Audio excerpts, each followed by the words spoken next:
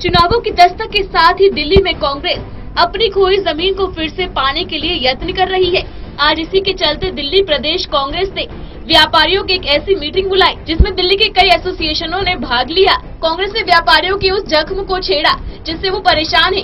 Ceiling, नोटबंदी और GST के बाद से व्यापारियों का काम बहुत कम हो गया है और जिसके चलते व्यापारी वर्ग मौजूदा केंद्र सरकार से काफी नाराज है और कांग्रेस ने इसी नाराजगी का फायदा उठाने के लिए उनके जख्मों पर मरहम लगाते हुए कहा कि अगर केंद्र में हमारी सरकार आई तो हम व्यापारियों को इन सब से निजात दिला देंगे।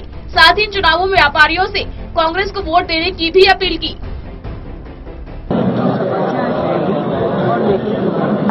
जो भी व्यापार करता है उसकी समस्याएं होती है, का सुझाव करना जो भी सरकार का कर्तव्य है। तो हमने हमेशा जब तक सरकार ने थी हमने उस कर्तव्य को निभाया था और तो व्यापारी लोग आज भी उतने ही संपन्न है जैसे पहले। कांग्रेस के घोषणा पत्र में दिल्ली के व्यापारियों के लिए कई लोक लुभावनी घोषणा की गई है। इससे बीजेपी से नाराज व्यापारी काफी खुश हैं। व्यापारियों का कहना है कि सीलिंग, नोटबंदी और जीएसटी ने व्यापारियों की कमर तोड़ रखी है और अब व्यापारी चुनावों में कांग्रेस को वोट देंगे ताकि वापस कांग्रेस की सरकार आए और हमारा व्यापार पहले की तरह पटरी पर आ जाए। सबसे पहले तो व्यापारी शीला जी से मिलने आए थे कि जो राष्ट्रीय कांग्रेस ने मैनिफेस्टो बनाया व्यापारियों की बात लिखी गई, उसमें जीएसटी सरलीकरण की बात लिखी गई, नोटबंदी से व्यापारी परेशान उसकी बात की गई। उस मैनिफेस्टो में ये भी रहा छोटे मझले व्यापारियों के लिए ऋण लोन की सुविधाएं भी सरकार देगी अगर हम चुन के आती है।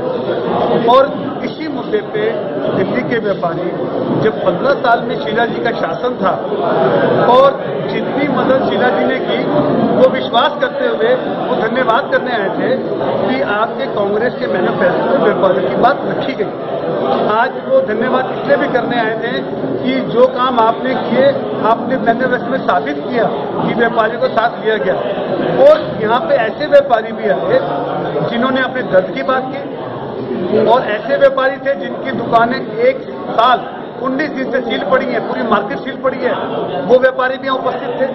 लोगों के व्यापार चौपट हो गए, लोगों ने कन्वर्जन दिया, सब्सिडी दिया और आज व्यापारी चाहते हैं आज व्यापारियों का इतना समूह, इतना जन समूह अपने आप आया, वो बताने आया कि शीला जी आप सरकार में आ जाओ और हम आपके साथ हैं दिल्ली के व्यापारी।